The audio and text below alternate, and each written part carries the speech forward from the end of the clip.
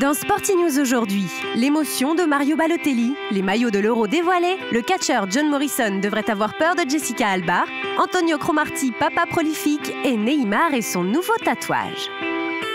Mario Balotelli est très affecté par le décès tragique de Pier Mario Morosini. L'attaquant de Manchester City et le jeune Italien se sont côtoyés en sélection de jeunes de la Squadra Azzurra. Super Mario n'a d'abord pas voulu croire à la terrible nouvelle. Morosini est décédé samedi 14 avril des suites d'une crise cardiaque en plein match de Série B.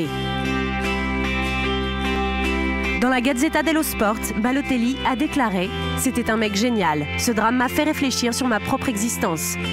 Cela nous rappelle qu'il faut apprécier la vie, mais aussi vivre dans le respect et la dignité. »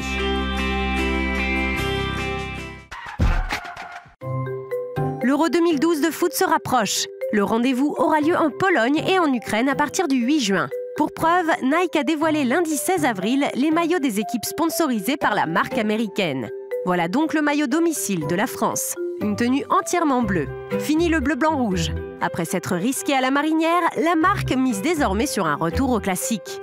À Paris, la présentation a eu lieu en présence de plusieurs internationaux, notamment Patrice Evra de Manchester United, le Parisien Mamadou Sakho et les Marseillais Mathieu Valbuena et Alou Diarra. Les joueurs ont, eux, été séduits par cette nouvelle tenue.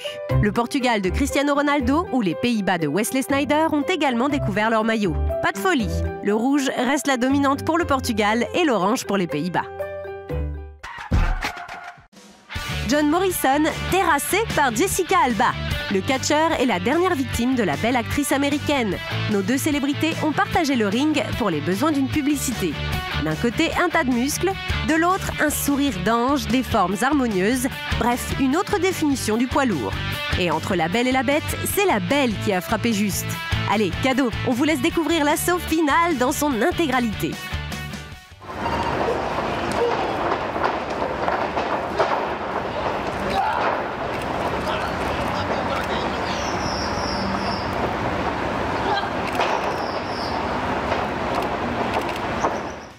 Et voilà comment naît une sale réputation.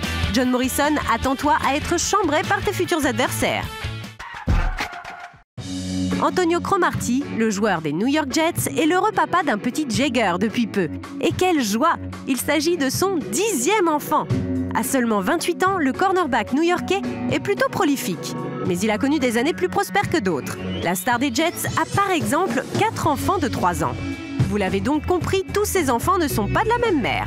Là aussi, il réalise un petit exploit, puisqu'il a fondé sa petite famille avec pas moins de 8 mamans différentes.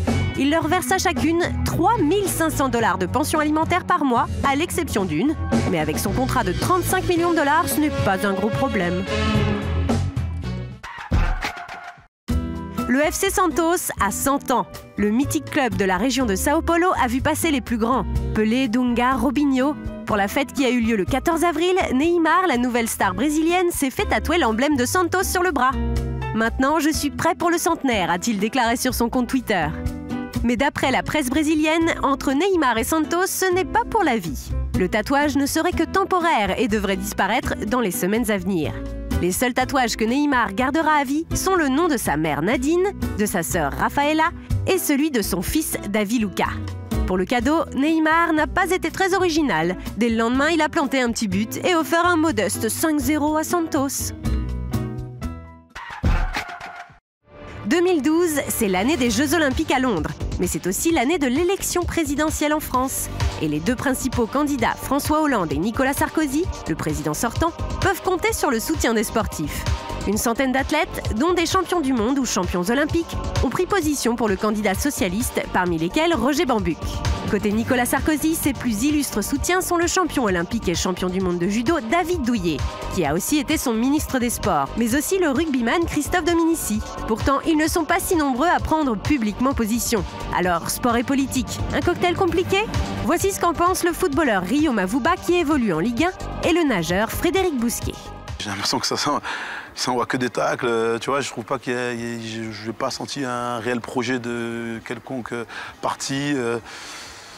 Voilà, j'attends de voir encore, parce que là, pour moi, c'est encore un peu trop flou. À part se chamailler un petit peu comme à la maternelle, on voit pas grand-chose pour moi.